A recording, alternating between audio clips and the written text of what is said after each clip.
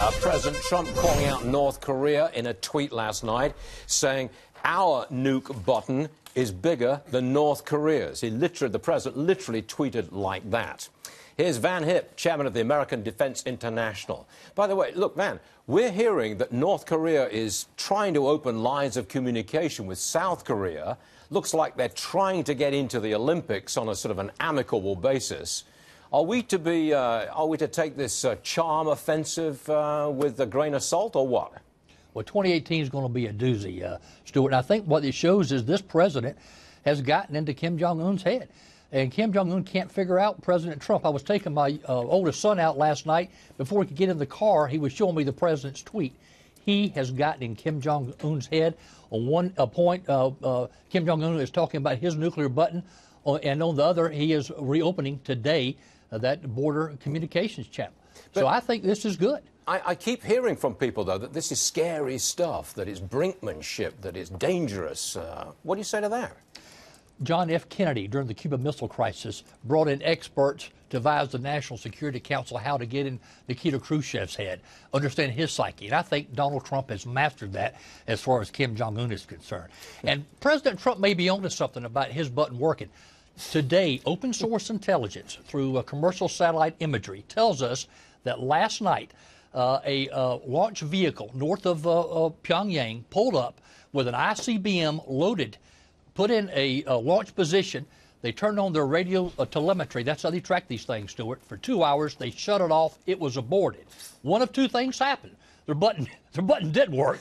The diagnostics showed something was wrong, and they aborted it, or it was a training mission for their launch personnel. Most experts, though, believe that we're probably about 7 to 10 days away from their next ICBM launch. And he's got a long history. In the month of January, as well as December, so many, go back and look at it over the years, so many of their ballistic missile tests and so many of their nuclear tests take place during this time frame. Got it. What do you make of President Trump withholding, I think it's $255 million from the Pakistanis, also talking about withholding money from the Palestinians, and also worrying about the amount of money that we've already given to the Iranians? It looks like we're taking a money approach in the Mideast. It's a novel concept. We're going to reward our allies who work with our friends and not those who harbor terrorists. You know, and the foreign policy elites and the pontificators might not understand this, Stuart, but I think the American people do. It's a foreign policy, a new foreign policy based on common sense that puts America and her people first. A lot of bad news characters over the years coming out of Pakistan. This nuclear militarized warhead that we're so concerned about out of North Korea right now, where did it come from? Dr. A.Q. Khan, the infamous Pakistani scientist, and I could go on and on.